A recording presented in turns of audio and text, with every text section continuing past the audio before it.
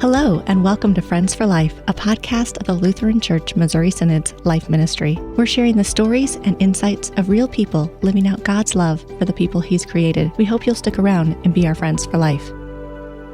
Thanks so much for joining us for episode 20.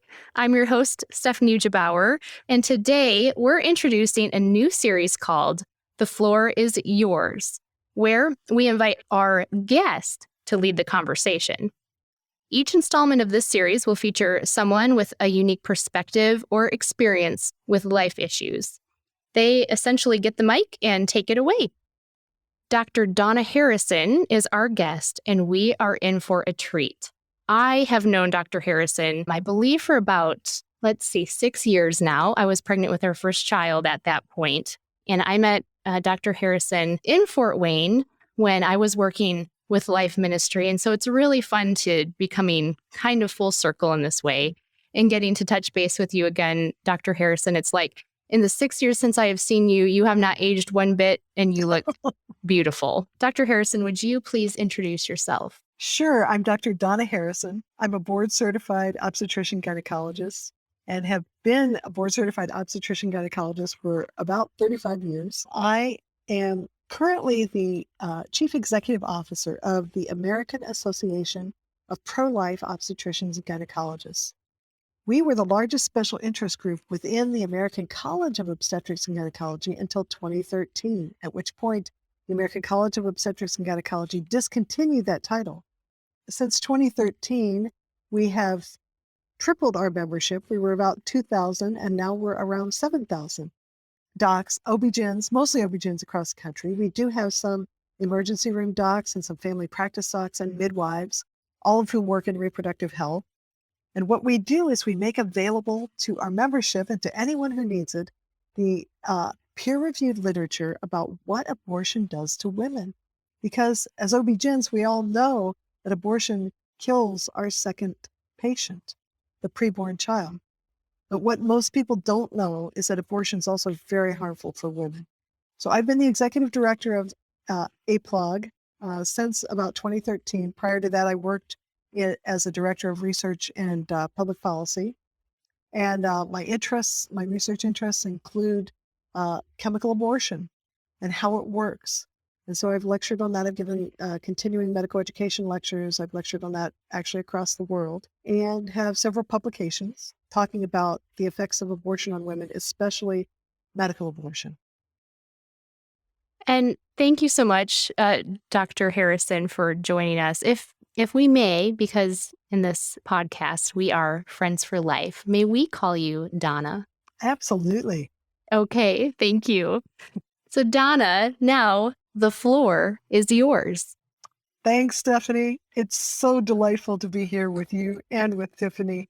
It just is joyful for me. So you have done a very dangerous thing, and that is give me a microphone. I could go on for hours. So I will try to keep this pertinent to what would be interesting to somebody to know what's going on, probably the most important things going on in the life issues. And I think by the time you're hearing this podcast, December 1st will have come and gone. And December 1st was the oral arguments for the case Dobbs versus Jackson, which is the case from Mississippi, in which the state of Mississippi had banned abortions after 15 weeks. That's after 3.5 months. Okay, so 16 weeks is 4 months, so just shy of 4 months. The whole baby is easily seen at that point. And what's kind of important is that at that point, the baby's bones are strong enough that women can feel kicking inside. And that also means that the baby's bones are big enough that you can't just easily do an abortion by putting in a suction catheter and sucking the baby out. That means that the procedures used for an abortion at that point are fairly gruesome. And that's the point at which Mississippi said, no, we are not going to allow these babies to be killed at this point, or after this point, from 15 weeks on. So 15 weeks all the way up until a baby's born, because as you probably know already, Roe versus Wade was the Supreme Court decision way back in 73 that allowed for abortion through birth. And most people don't know that there was a second companion decision with Roe issued the same day as Roe called Doe versus Bolton.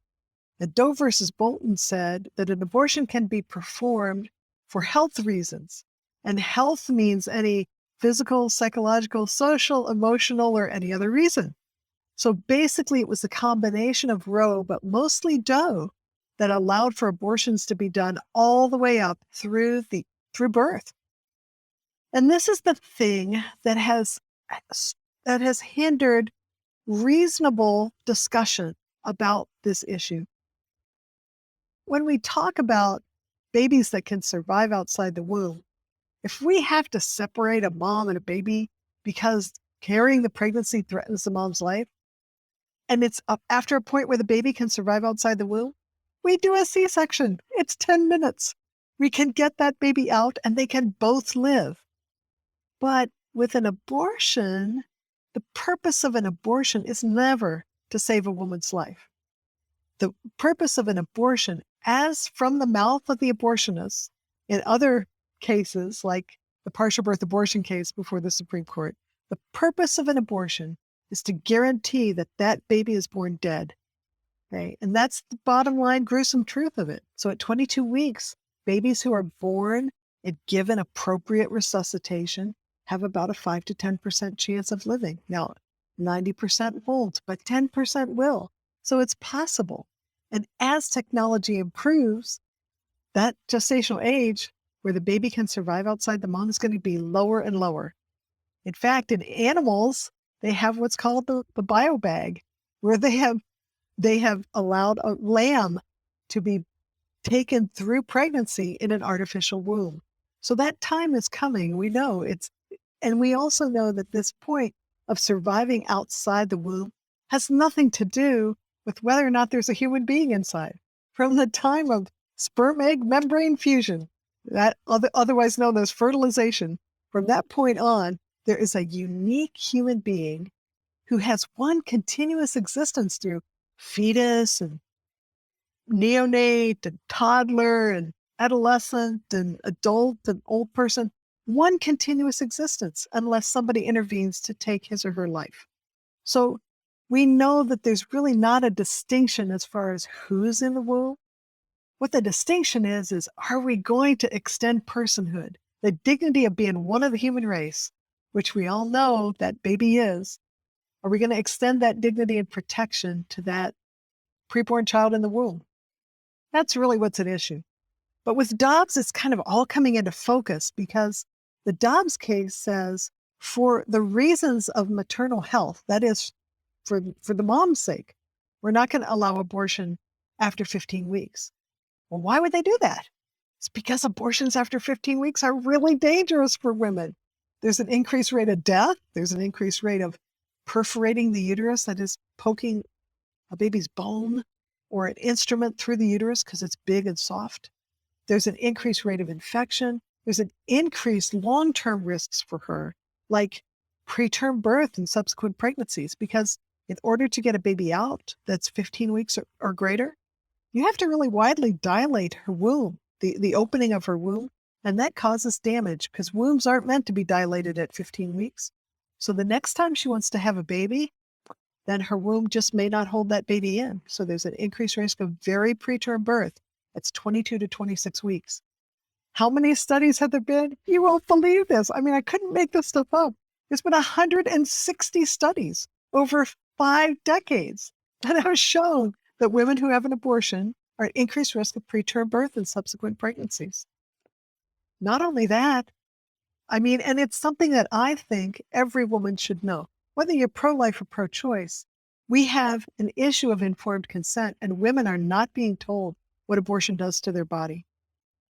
Another thing abortion does is we know that even if we look at unplanned pregnancies, surprise pregnancies, crisis pregnancies, women who give birth in those circumstances, and we compare those to women who abort, the women who abort are at increased risk of suicide, drug abuse, depression, and all of this adverse psychological outcome that comes from losing a baby at any gestational age. It's always traumatic, but losing a baby in a situation where society says it's your fault, you can't grieve because there was just a blob of tissue. Why are you grieving?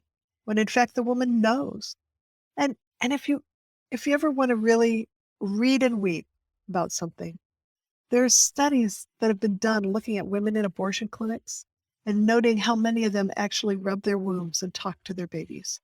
It's a biological bonding that God wove into the fabric of being a woman. We know when we're caring for life. I mean, we're the place life happens, in our body. It's a wonderful thing. So for life to happen here and then to violate that violates the deepest part of who a woman is. And I think we need to really rethink what we as a society think about pregnancy. It's a wonderful time. In fact, that's why I went into OB-GYN, because it's great to see women who are caring for their kids in the most intimate way possible. So that is kind of the biological reality of abortion after 15 weeks. It's not a good thing for women. And so state of Mississippi bans it. Well, that ban from the state of Mississippi flies directly in the face of Roe versus Wade, which says a state cannot make any bans in the second trimester. Basically, Roe is the entity that invented the whole trimester system in the first place. There was no trimester system before Roe. So Roe invented this and said, well, in the second trimester, the state can't make any bans, or they could make some bans based on the health of women, but it always had to have a health exception. Okay, so let's think about this. The state can ban on the basis of helping a woman's health, but it has to have an exception for her health. Well, this is crazy because any health exception falls under DOE, which is any physical, psychological, social, familial, or any other reason. So anytime you talk about a health exception, you're talking about the exception that eats up the rule. There is no rule if there's a health exception, because DOE says health is anything you want it to be, which means that you can have an abortion for any reason. So if the Supreme Court decides to uphold Dobbs in any way, then they will immediately have overturned the major holdings in Roe versus Wade. They'll also have overturned the major holdings in a second case that people may not know about, which is Casey. And Casey is the case that said, well, you can make some regulations after the baby's capable of living outside the mom's womb, but you can't make any regulations before the baby's capable of living outside the mom's womb. But Dobbs bans abortions before the baby's capable of living outside the womb. 15 weeks is clearly before the baby can live outside the womb. So if the Supreme Court upholds Dobbs, not only will it overturn the holdings in Roe, it will also overturn the undue burden in Casey. So it will be a revolution in abortion law. Now, the Supreme Court could make up an entirely new rationale for upholding abortion. They could say, well, it's based on the penumbra of the 14th Amendment. They could say something really ridiculous in the same way that Roe was invented out of thin air, and the same way that Casey was invented out of thin air, with no really historical precedent. But I'm hopeful that this Supreme Court won't do that. So we are looking at a time when Roe and Doe will fall. Probably. We'll know that more in June or July when the final decision comes out. But what does that mean? Does that mean abortion's illegal across the country? That's what the other side is raising funds with. Oh, abortion's going to be illegal. No, it means that abortion will finally be returned to the people to decide. The people will have the ability, state by state, to decide what they want. Do we want to be killing babies, preborn babies in the womb?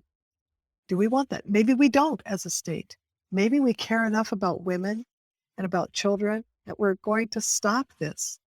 Or maybe like New York or California, we'll decide that autonomy and liberty are the most important things in the world. And so we're going to give the mom the ability to kill her child at any point. And New York has already made that very, very clear, even after birth.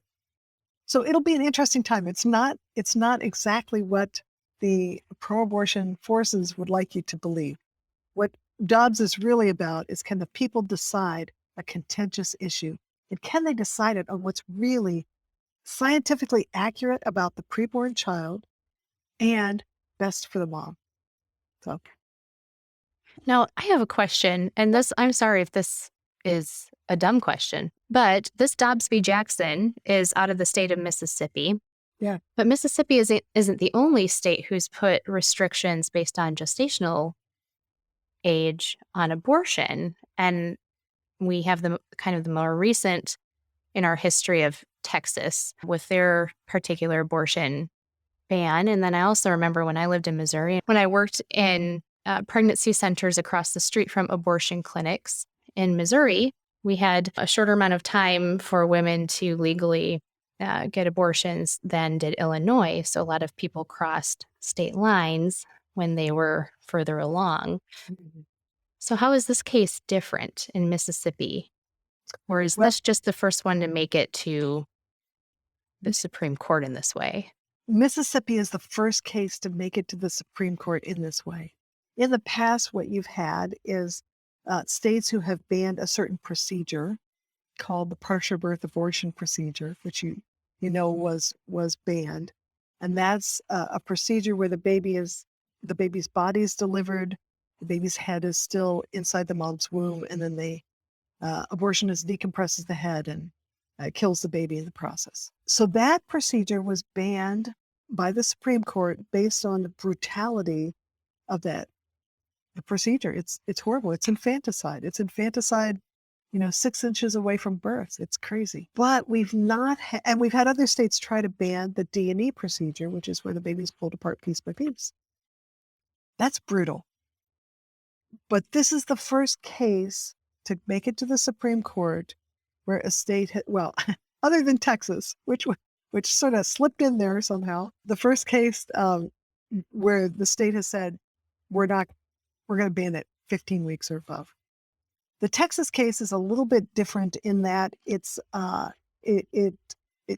has some legal nuances that I'm not really very good to talk about. It has something to do with the enforcement measure. So you'd have to have somebody who is a little better in the legal terminology than I am. So it's a little bit different than the state banning. It's not exactly a state ban.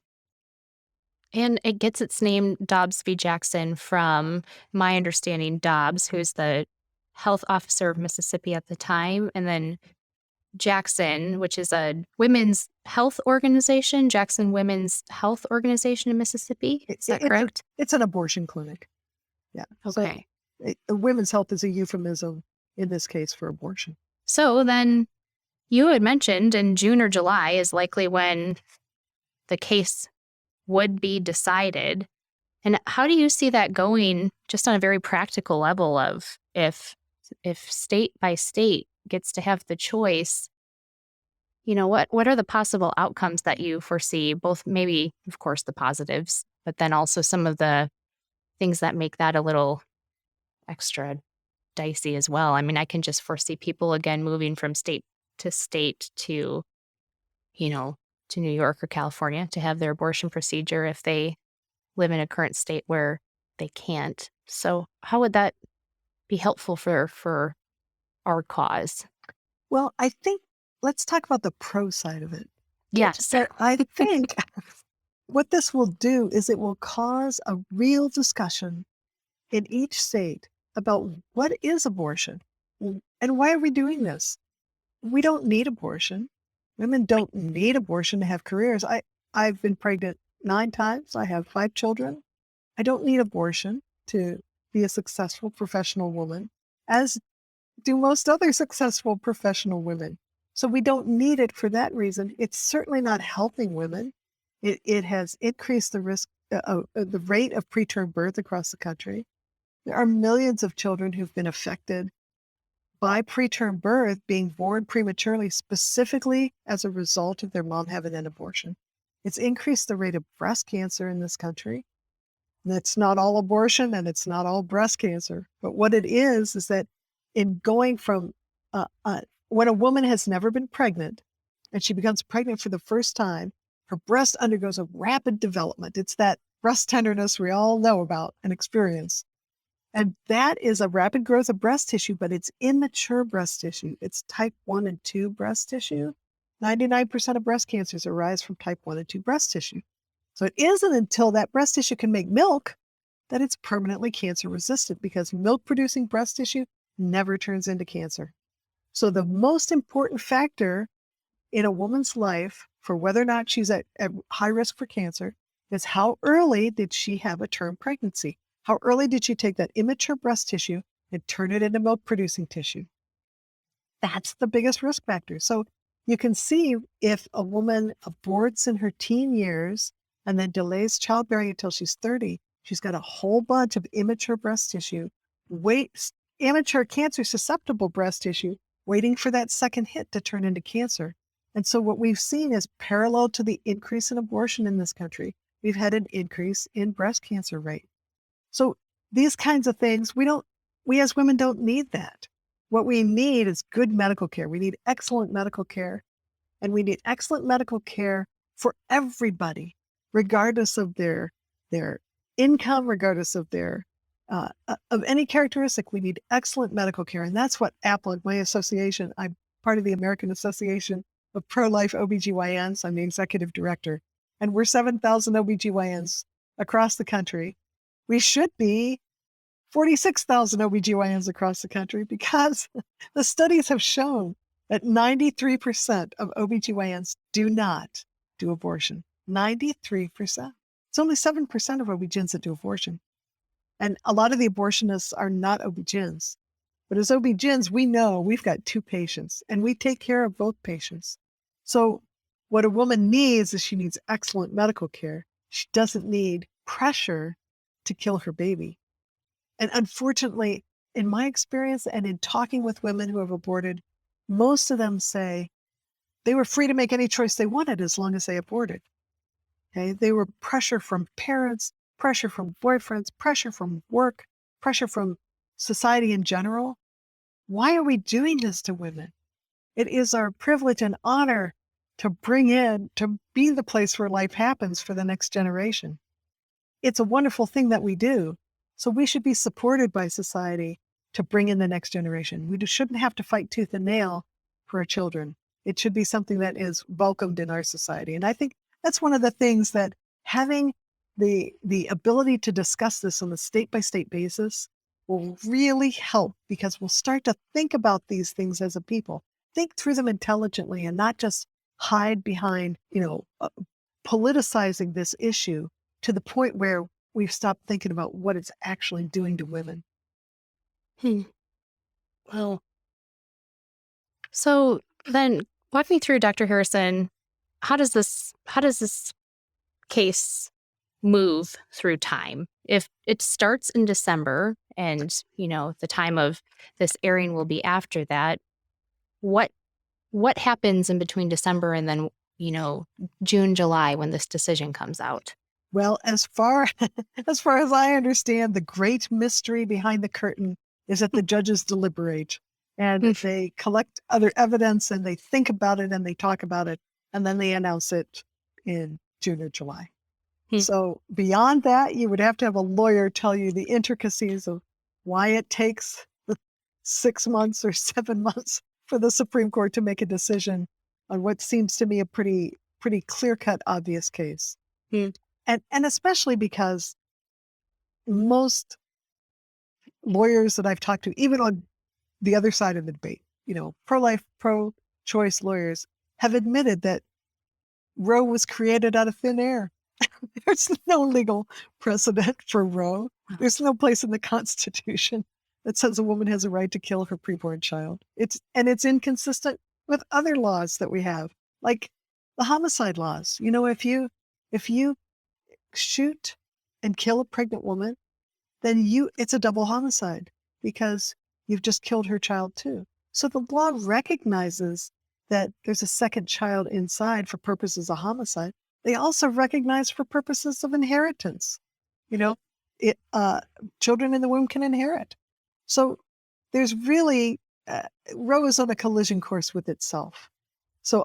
And not only that, but the science on which it was based is, 45 years old, before ultrasound, before we had all of this wonderful technology. So we even operate on babies in the womb. There's no question that we have a second patient there. And when we operate on babies in the womb, that baby gets a separate anesthesia because the anesthesia given to the mom, baby needs a separate anesthesia. So we treat that baby like a patient. And that's done too. And that wasn't present in 1973. So there's been all this scientific and medical progress, and it's just completely inconsistent with a decision like Roe. So it's time that the science really catches up and informs our laws. And this is a wonderful opportunity for that to happen. And I'm hoping that the Supreme Court sees that now's the time. Yeah. And now the kind of environment of our current Supreme Court, if you're pretty confident that this will, the final decision will come down to states, do we have a majority being pro-life justices? I am not a lawyer. I'll tell you, I cannot predict what the Supreme Court's going to do. I can only hope that they will use their heads and their brains and do the right thing here, because what's right for women and their preborn children, it's glaringly obvious. And but I can't predict what they'll do. But I do know that we as a people of faith and people who care about this human being that God created in the womb, that we should be informing ourselves. We should be ready to speak. We should be ready to go to our local chamber of commerce. We should be ready to go to the state house and testify on bills. And that is something that my organization, the American Association of Pro-Life OBGYNs, can help you with. So if you go to our website, which is just AAPLOG, so it's AAPLOG. We used to say APLOG, but now everybody spells APP, so it completely blew our acronym, but it's AAPLOG.org. Under the tab called Resources, you will find a phenomenal amount of information on different things like fetal pain and maternal mortality and preterm birth and psychological complications, which we have compiled over the last 25 years from the medical literature. And it's helpful, and it will allow you the ability to articulate an evidence-based defense for both the mother and her unborn child. And we provide that for our membership because we want to equip especially medical practitioners, medical professionals to speak out about this issue. We know what's going on. That's why most OBGYNs don't do abortions, because they know full well there's another person in there. But we want to also equip anyone who's interested in testifying with this, with this kind of just fact-based information. The truth is on our side. So while the other side makes mouth about following the science, we would really like them to follow the science. Follow the science all the way to the fact that fetuses from 8 weeks on can feel pain. Follow the science all the way to the fact that abortion hurts women. Follow the science all the way to the fact that babies at and after 22 weeks have survived outside the womb. And what does that mean for the 24-week abortion? So let's follow the science. Let's do that. Let's take up that thought and really look at what is the issue we're talking about. We're talking about destroying a human being who is alive and growing inside a woman. Is that really what we want to do? Is that really helping women?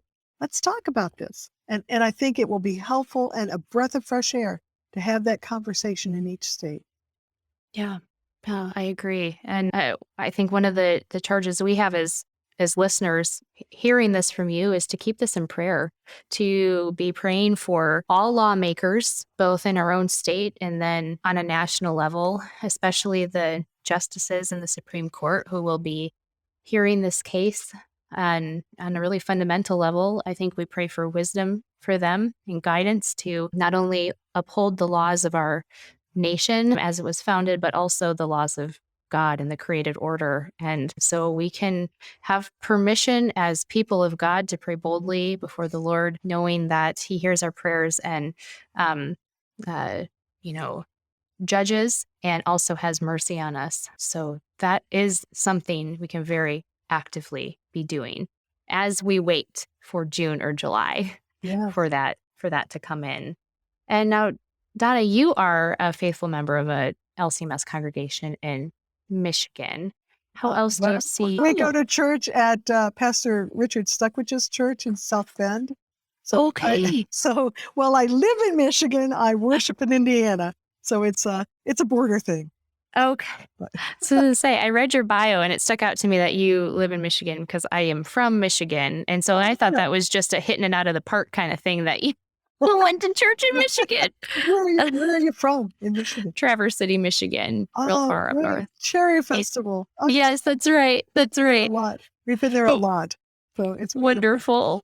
Well, we actually just vacationed this past summer in the southwestern part of Michigan, and that area as well is gorgeous, and the sunsets are unremarkable.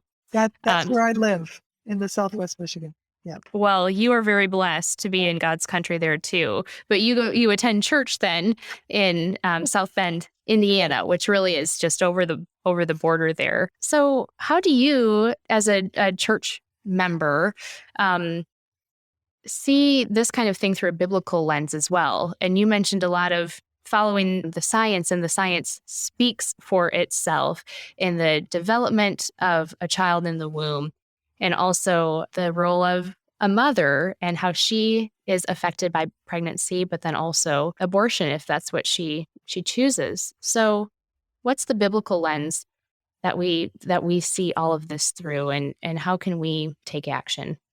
Well, I think if someone believes the scriptures to be God's word, God has said He loves each one of us, that He created us in our mother's womb.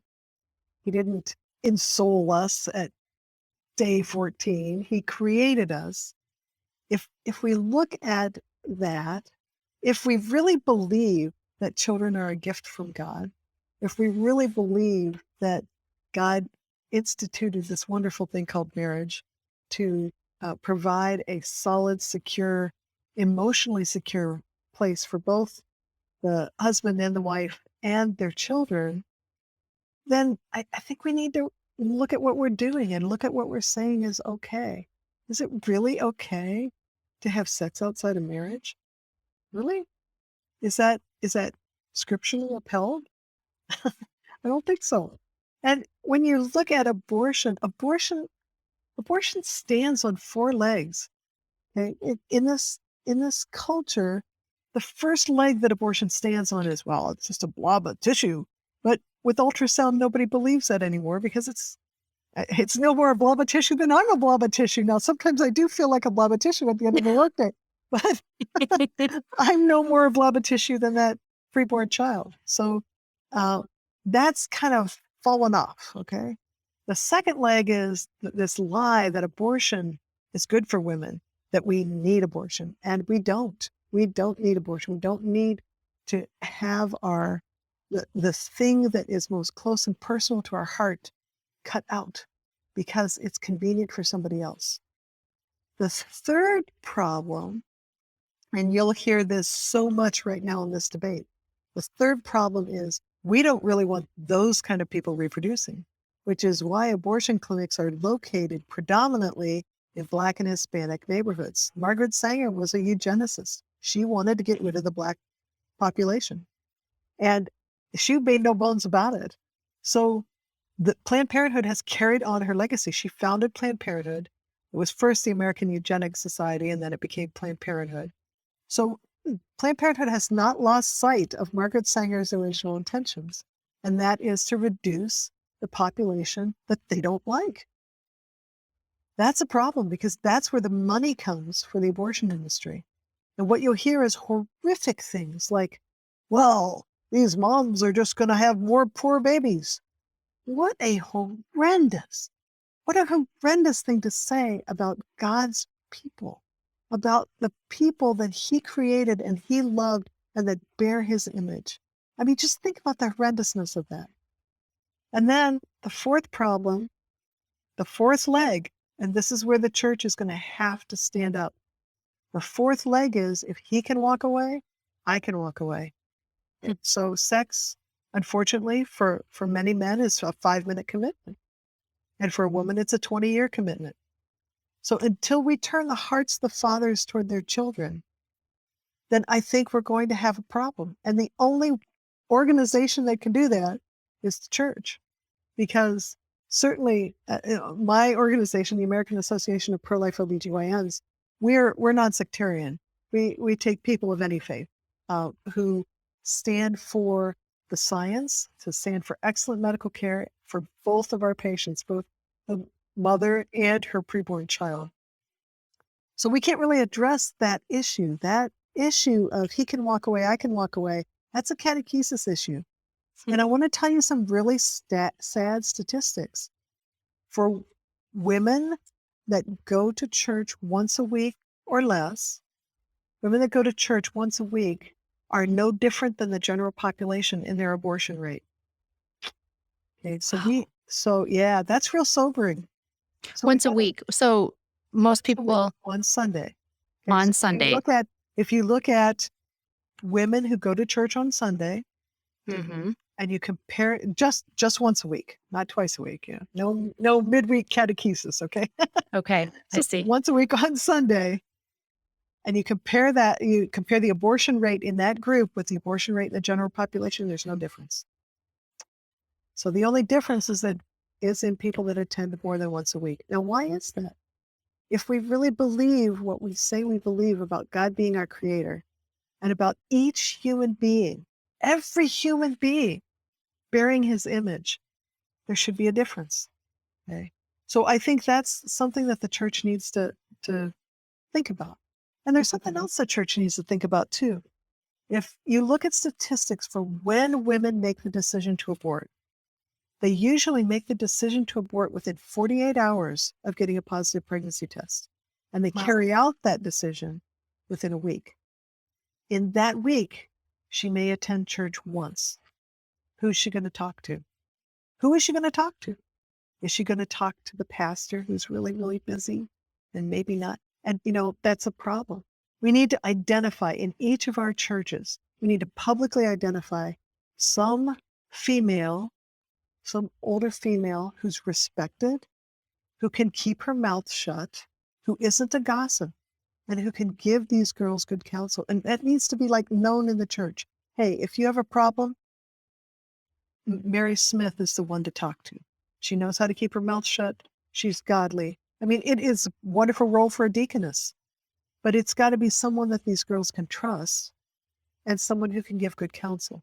And the other thing that has to flood our churches is an understanding, a grace-filled understanding that if she has been coerced or if she's made the mistake of taking the first pill of the abortion pill regimen, that there's hope.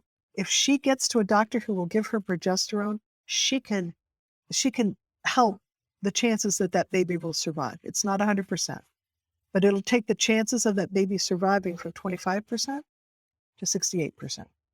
But she has to know about this, and she has to get the progesterone within 72 hours of taking the mifeprex. Okay, so that's the kind of thing we should be looking in our parishes to say, who's our doctor in our parish that's going to make sure that this happens for this girl? Who's the woman she can talk to that can make that happen? And I think it's an important responsibility, because when Roe falls, and it very likely may fall with this Dobbs case, when it falls, the abortion industry is already working on their backup plan. And that is complete willy-nilly access to the abortion drugs. And the way they're doing it right now, there's over 70 different websites where you can order the abortion drugs online. No doctor's prescription, no visit. There's a TikTok video by a guy named Joe Baca.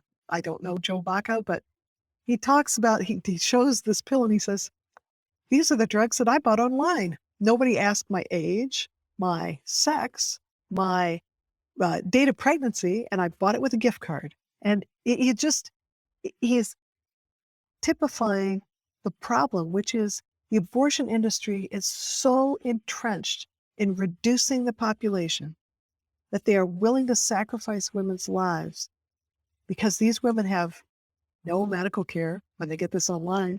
They don't know if they have a pregnancy in their tube or in their uterus.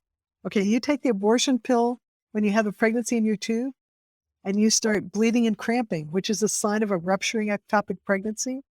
And then you call the abortion clinic, I'm bleeding and cramping. They say, honey, everybody bleeds and cramps. Just sit down and take a Tylenol and call me in the morning. And she dies. She dies because the tube ruptures and she bleeds to death. I've actually reviewed the adverse event reports that were sent to the FDA after the use of this drug, after they approved the drug. And there's been several women who that exactly happened. They were told to just, honey, sit down. It's not a problem. Just lay down, call us later. And they died. They died in the way to the hospital in the ambulance because they bled to death. So not only that, you want to make it worse.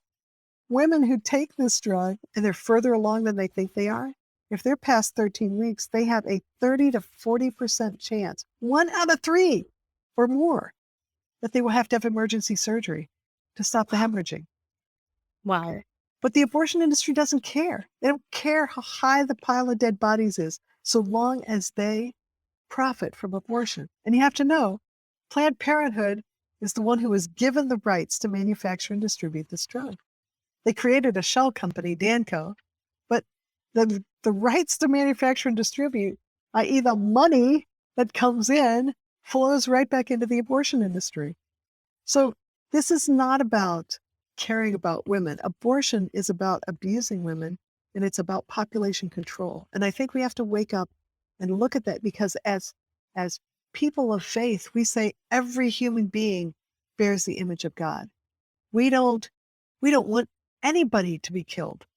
That's not what we're about as people of faith. So there's just a lot of things I think the church needs to be aware of what's going on so that we can actually make a difference, so that the next time women are polled about their abortion history, that women who go to church will be statistically different than women who don't.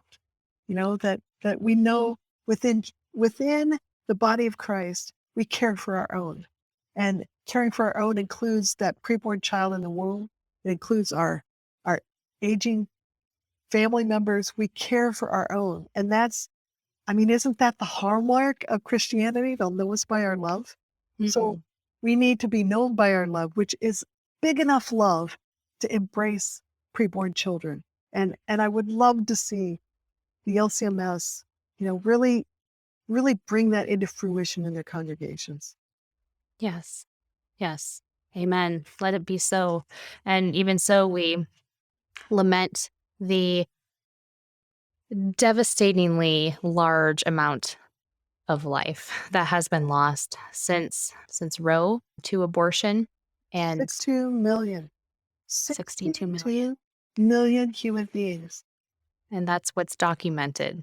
Yeah. And that's what's documented. You're right. That's what's documented. 62 million human beings. Come quickly, Lord Jesus. And also I pray that he gives us strength to fight this battle, which in my opinion, but I would imagine in your opinion also, is the biggest battle of our age in defending the life of a human being who is yet to be born. And as the psalmist talks about in Psalm 139, he knit us together in our mother's womb. And as you had said, he doesn't just go poof, it's there. He knits, he carefully crafts, right. And he creates. He creates with tender care. And then not only that, but my guest last episode, Dr. Kleinig, talks about how not only did God make us, but then once we were born, he remade us through baptism. And because of his son, Jesus, we are able to have the inheritance that he himself has as a son of God.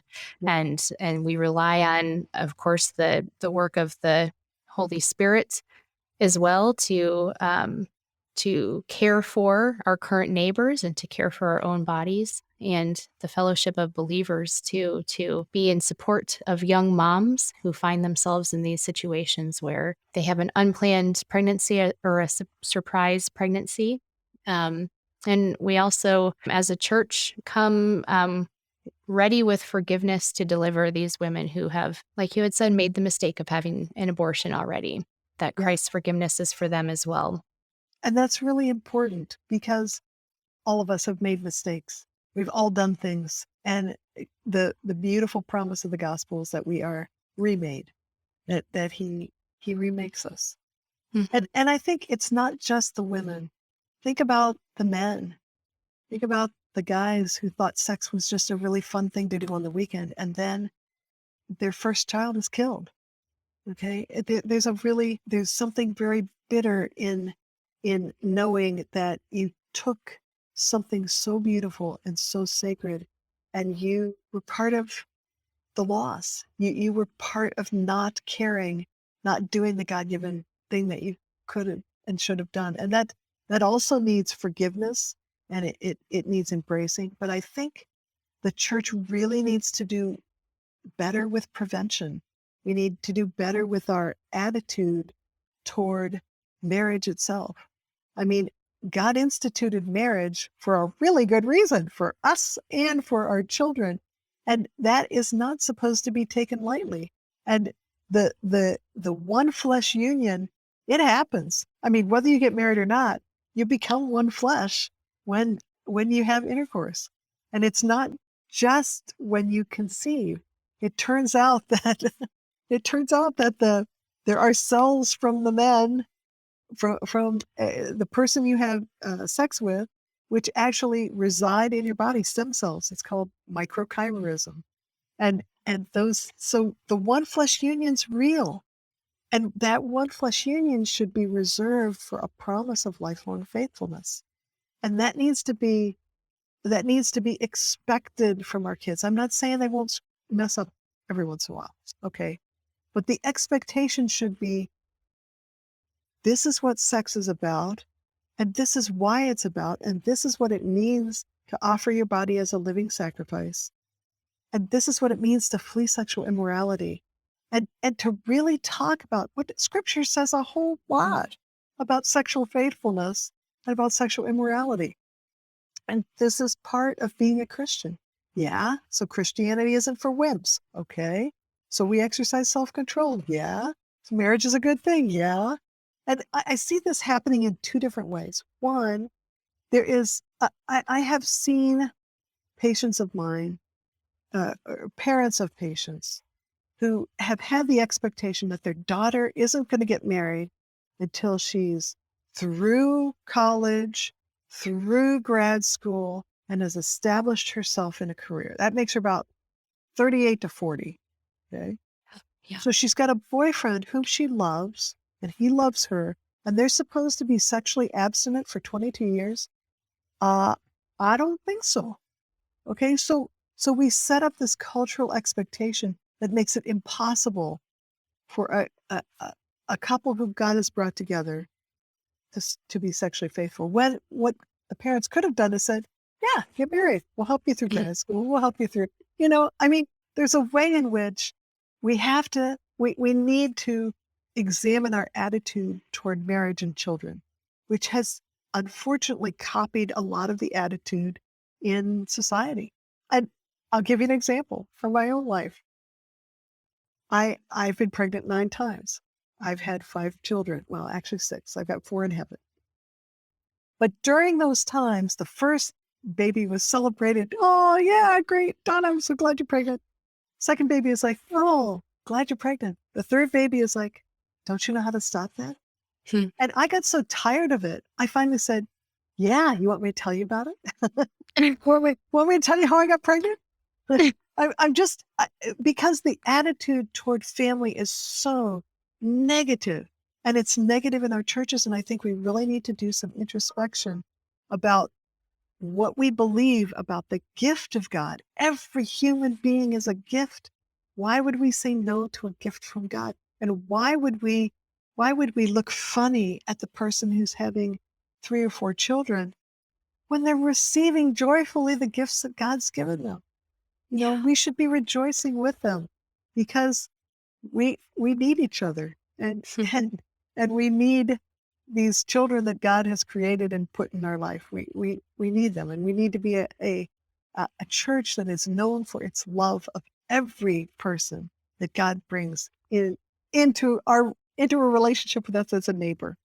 So I think I would love to see the LCMS kind of rethink this whole attitude toward marriage and children. And I don't think it should be normative that we expect our children to be in intimate sexual relationships outside of marriage, because any intimate sexual relationship can result in God's gift of another person. So if you're not prepared to do right by God's gift of another person, why are you in a sexual relationship? You know, it's a kind of a no-brainer. Yeah. So I just think I would love to see some more dialogue about that within the churches, and really some introspect about how we message our attitude toward family and children. Yeah, I agree. And you know who's great at that job? It is Deaconess Tiffany Manor. Oh yeah, she is great. She's been in that position for, I think actually going on 1.5 years, 2 years now. And the resources coming out of Life Ministry and the message that is being proclaimed, that children are a gift, that family is the way that God instituted and designed it, is very good. A very joyful experience, a very good relationship. And so I applaud Life Ministry for putting out resources that are helping the church have these conversations, and the dialogue in which to have them too, and the way to speak about these things. And we can do better, and we are going to do better, because we have this podcast, and we hope to have you on again to talk about other things, because I could listen to you all day. I really do think so. So you're very wise, and you bring a lot of insight to this conversation, just with your own experience, and of course with your professional, accolades as well. Thank you so much, Donna, for joining us today. Yeah, you're welcome, Stephanie. Thanks for having me. And thanks to our listeners, too, for tuning in. If you liked what you heard, please leave us a review. And don't forget to click the follow or subscribe button on your app so you don't miss out on any upcoming episodes. New episodes drop twice each month. You can find us on Facebook and Instagram as Friends for Life, LCMS. And you can reach out to us via email at friendsforlife@lcms.org. We want to hear from you about what you want to hear about when it comes to issues of life. Thanks for joining us. Friends for Life is a podcast that introduces listeners to life issues by introducing them to friends who stand for life.